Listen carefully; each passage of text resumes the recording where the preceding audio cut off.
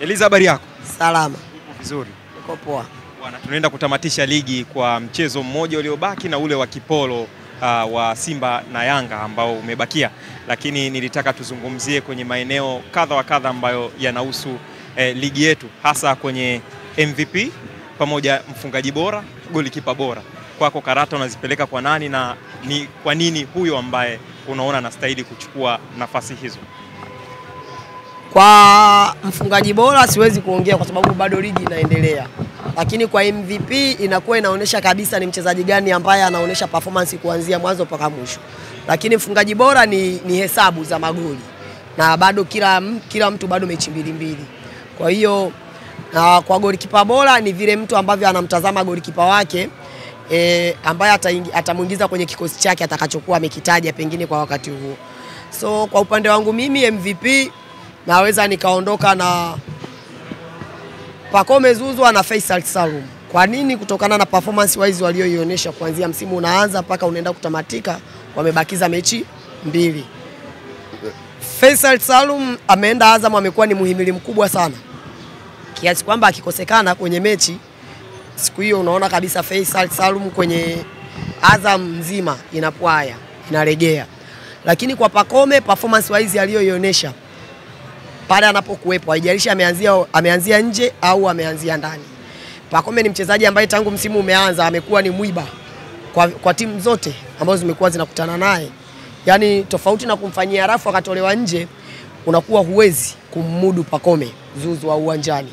Kwa hiyo mimi nadhani karata yangu moja kwa moja naweza nikaondoka na Pacome Zouzoua. Tofauti na Pacome Zouzoua ni Faisal Salum.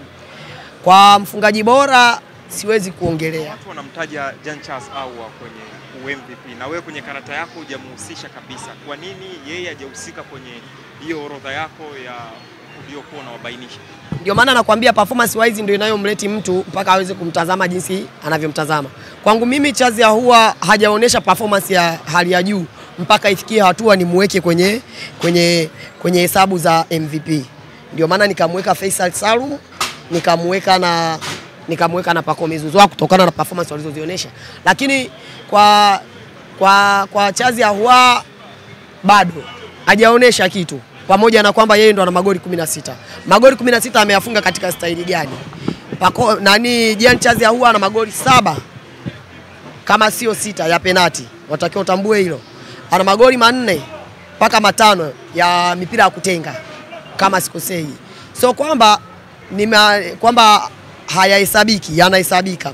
Lakini unaangalia kwamba huyu mchezaji performance wise yake ni ya juu kiasi gani. So huwezi kutenga tu mpira hapo akafunga goli, au mtu amepiga goli la bomba afu kaniambia hilo goli ni bora. Sijawahi kulitemu goli la bomba kuwa goli bora hata siku moja. Sijui kama nikisema goli la bomba unanielewa. Kwamba umepiga tu kutoka hapa mpaka kule umefunga unaniambia goli bora. No. Goli bora linatakiwa limshughulishe mfungaji. Kwamba mfungaji ameenda ametafuta mpira, amekimbia, amedribble, amewapita mabeki kadhaa, amewapita watu 10 mpaka anaenda kukutana na mtu wa 11. Kwa clearance ya hali ya juu, kwa umakini wa hali ya juu, anaenda ana score. Asilimia kubwa huwa ni wachache sana wanaoweza kufanya hivyo. Kwa sababu mtu akiweza kutembea akakimbia na mpira mpaka kaenda akafunga, wengi wanatumia pumzi, wanatumia nguvu. Wengi wao wanakuwa wamechoka. Hatua ya mwisho anaenda kufanya madudu. Watu wanaanza kusema yani amefanya kazi kubwa, mwisho wa siku ameshindwa kumalizia kwa ufasaha. Kwa hiyo kwangu mimi sijawahi kutemu goli la bomba kuwa goli bora. Kwangu mimi Jean Charles Ahoua hawezi kuwa mchezaji bora kutokana na fighting yake. Magoli 7 ya kutenga, magoli 6 ya penalti. Ina maana unaona kabisa ni jinsi gani fighting spirit yake ni ndogo uwanjani. Unaenda kwa Pacome, ana assist 9. Ana magoli 11. Anaweza asifunge, anaweza asiassist, ila akawa ni mwiba mkali kwa mabeki. Anaweza akawa ni pre-assist. Maana yake yeye ametoa pasi akampa mwingine, alafu mwingine ndo akatoa pasi ya mwisho. Maana yake mwiba unakuwa ni kwa nani? Kwa Pacome. Anaweza asifunge, lakini akawa amezuiliwa kufunga, ila akawa yeye ndo msumbufu kwenye hiyo mechi. Watu wengi wanajua kwamba mtu aliyefunga magoli mengi ndiye anaweza kuwa MVP. No. mtu labda aliyebeba ubingwa anaweza akawa MVP. No, ni mtu ambaye ameonesha kiwango kwenye msimu mzima, haijalishi amebeba ubingwa hajabeba ubingwa. Ndio maana hata kwenye ligi za wenzetu zilizoendelea unaweza ukashangaa timu imeshuka daraja lakini katoa MVP. Kwa nini? Kiwango alichokuwa nacho ni vile tu anakuwa amekutana na watu ambao yeye anafanya kazi kubwa, lakini watu ambao anakuwa anacheza nao hawamsupport, lakini yeye anakuwa anajitahidi, au atafunga goli alafu goli linarudi kutokana na safu mbovu ya ulinzi. Lakini MVP kwangu mimi mpaka sasa hivi anayestahili kuwa MVP ni Pacome Zouzoua, kwa sababu amekuwa ni mwiba kwenye kila timu ambayo amekutana nayo kwenye huu msimu. Kwenye eneo hilo, mfungaji bora umesema Kalata uwezi ukaitupa kwa maana ligi haijatamatika. Basi twende kwa golikipa bora.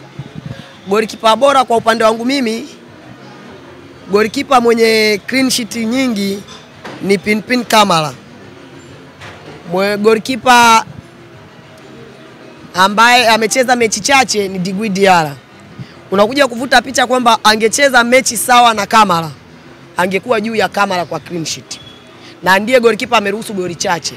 Diarra mpaka sasa hivi ameruhusu goli 8 peke yake. Young Africans kwa ujumla imeruhusu magoli 10. Diarra ameruhusu magoli 8. Magoli mawili ameruhusu Abubakar Komeni. Kamara ameruhusu goli 11. Pamoja na kwamba ana clean sheet nyingi, ameruhusu goli 11 ambazo Simba ameruhusu. Goli zote alizoruhusu Simba ameruhusu golikipa Kamara, ndiye aliyeruhusu.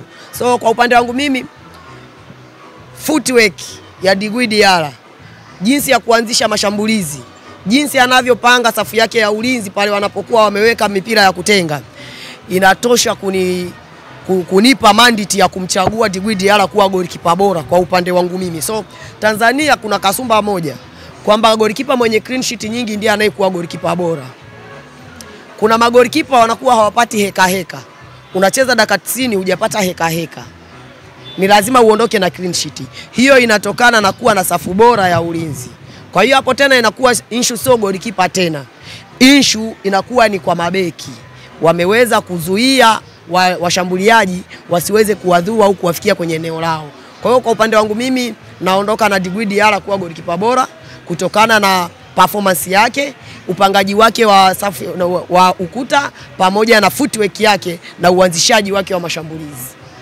Kwa beki, upande wa mlinzi, upande wa beki bora kwangu mimi obvious, kuanzia na anza kumfahamu Dickson Job akiwa Young Africans mpaka hapa tulipo, mimi ningekuwa naondoka naye kama beki bora kila msimu. Kozi ni beki ambaye anatumia akili nyingi, akiisha uweka mpira mkononi mwake, mguuni kwake, ili uweze kumnyang'anya mpaka umfanyie rafu. Kwa mimi Dickson Job namchukua kama beki wangu bora. Sijui kwa upande wa wengine, lakini Dickson Job kwa upande wangu mimi atabaki kuwa beki bora misimu yote. Tutoke hapo twende kwa kiungo mshambuliaji ambaye kwako unamwona ni bora sana katika msimu huu. Kiungo mshambuliaji kwangu ambaye anaweza akawa ni kiungo bora kwa msimu huu ni, kwa sasa hivi ameshaondoka, ni Stefano Aziz Ki, kutokana na performance aliyoonyesha. Ameondoka akiwa na assist 8 na magoli 9.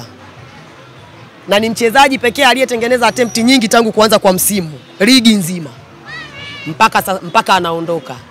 Imagine angekuwa anamaliza msimu Tanzania, angekuwa wapi? Kwa hiyo watu wengi wanadhani kiungo mshambuliaji ili awe bora labda wanaweza wakahesabu labda magoli au assist. Lakini kiungo mshambuliaji bora ni yule anayefunga na kuassist. Kwa hiyo mpaka sasa hivi kwa kuwa Aziz Ki ametoka, naondoka na Pacome Zouzoua kwa sababu ana magoli 11, ana assist 9. Na bado anaendelea kuwaonesha kwamba yeye ana deserve kuwa kiungo bora mshambuliaji mpaka sasa hivi. Upande huo watu wengine wanampa karata yao wanaitupa kwa Faisal Salum. Utofauti wa hao watu wawili kwenye hilo eneo? Kwangu mimi utofauti wa watu wawili, Pacome na Faisal. Faisal ni kiungo mzuri sana. Yeye kipindi hiki amebezi sana kwenye utengenezaji. Ronaldo akiwa Juve aliwahi kuwa mfungaji bora, ila hakuwa mshambuliaji bora. Ukisema mshambuliaji bora ni ana assist na anafunga. Umeelewa? Pacome alikuwa mfungaji bora, Ronaldo alikuwa mfungaji bora, lakini kuna mchezaji mmoja nimemsahau alikuwa ni mshambuliaji bora. Walitoa tuzo mbili. Walitoa tuzo ya mshambuliaji bora na mfungaji bora. Mfungaji bora akawa Ronaldo, yule mshambuliaji bora akawa huyo mchezaji ambaye nimemsahau jina.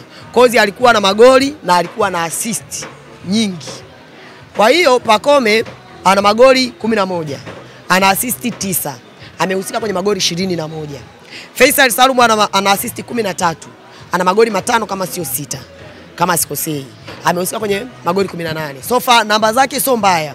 Lakini ukisema kiungo mshambuliaji bora, unamtemu kwenye namba za ufungaji, unamtemu na kwenye namba za assist. Pacome ana deserve. Malizie kwenye eneo la striker, mfungaji. Yaani ambaye amefanyaje? Inamaanisha striker, mshambuliaji ambaye unamuona ana ubora kuliko washambuliaji wengine. Mshambuliaji typical. Clement Mzize. Clement. Mpaka sasa hivi Clement Mzize ana magoli 13. Ana assist 3. Huyo ni mshambuliaji typical. Ambaye mshambuliaji striker asilia huwa haangalii ku assist. Anaangalia kufunga. Ndio maana Mzize ana assist chache, ana magoli mengi. Dube unaweza kumweka kwenye eneo la ushambuliaji bora sababu ana assist nyingi, ana magoli mengi. Dube mpaka sasa ana assist 8, ana magoli 13. Amehusika kwenye magoli 21. Kwa hiyo kwangu mimi ukiniambia striker typical, naondoka na Clement Mzize. Sana Eliza kwa tathmini yako. Karibu sana.